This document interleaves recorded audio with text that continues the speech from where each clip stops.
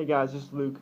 Hey, I just wanted to give an update. I'm here at the new mission space in Pantego, Texas, and to go along with a video that's included in this link as well about a tour of the building where you can see a little bit about what we do here.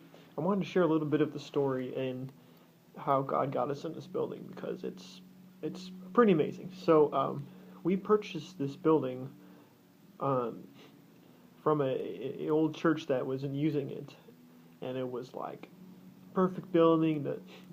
We ended up getting a super crazy price on it, crazy awesome price, and the building was set up where it was similar to our layout that we wanted, so we didn't have to do a total deconstruction of the building and change things around. Um, we did have to do pretty extensive remodeling, though, which was not not entirely expected, and was one of the things the Lord has really shocked us with. Because we thought that we're going to purchase the building, a couple weeks we're going to, or a couple months we're going to move in, everything's going to be great. But the Lord had kind of different ideas, and so it leads us to the story where we have had this building. We purchased this building almost a year ago now, and there's just been opposition after opposition. Week after week, the air conditioner breaks. We have the city inspector confirms our blueprints or our floor plans, and then later on he comes back and says, actually, no, you're going to need to change this and this and this. We had to install a bunch of fire exit doors, just things going wrong, things that we had to change, which cost money and time. And just thing after thing of just getting hit on every front. And even the city that we moved into, Pantego, for no reason really at all. Just the city council members and some of those who are really important to us in being in a relationship with and getting us the permits that we need, just were resisting us and just saying a lot of negative things, bad things about us, going behind our back, just you name it, and it was being done. So through all of this, it was a major faith test. Back at the beginning of the whole process, the Lord gave, I think it was 11 or 15 dreams to 7 different people about this exact building, and that this was where the Lord was leading us. So He spoke it, and He provided, and we hit hurdle after hurdle, and it's easy to go like, where are you in this? Like, you very clearly made it known to us that this is what we're supposed to do. Why is it so hard? And it was really, looking back now, it was really a test of faith, and the Lord teaching us to just trust in Him, no matter what circumstances were.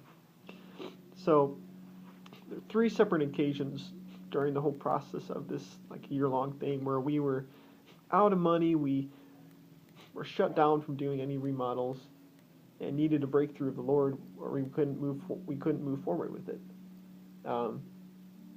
And 3 separate times, someone anonymously ended up giving $50,000, another $50,000, $40,000 on 3 separate occasions, dropping them at our director's house, doing ding dong ditch, leave the basket of cash, and peel out in your car down the street, leaving a basket full of bread of all things.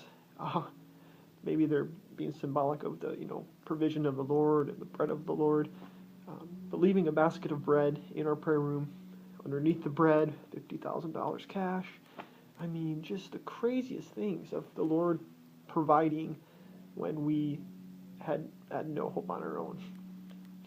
So all of that, and then the last thing I wanted to share is that through it all, like I said, we had the city officials and the fire chief of the city, Pantego, which we're moving into. They were resisting us on every level, and we were just going low, trying to serve them, trying to bless them, doing everything they said of us, asked of us. And one of our prayers along the way was, Lord, would you turn our biggest enemies, the people who are resisting us most, into our friends, into those who speak for us. And long story short, but one of the city officials about maybe a month and a half ago, like called us up and like interviewed us, asked us questions about what we were as a ministry, and just like took the time to actually listen and like hear our side of things, and just wanted to know. We had a bunch of really good questions, and we talked to him for a long time. And after that, he like, you know, kind of paused and said, "Huh, you know, I've been one of the major proponents of spreading, you know," he didn't say it this way, but spreading lies against the ministry. And he was like, "And I've been one of the strongest proponents of being against you guys and saying negative things and not wanting you to move in this building." And he's like, I'm gonna change my mind. Like, I'm gonna, like, after hearing what you guys are about, like, I want to support you. I want to be a voice who is for you guys when we have our city council meetings, and just all these things." He goes on and just wanting to befriend us as a ministry.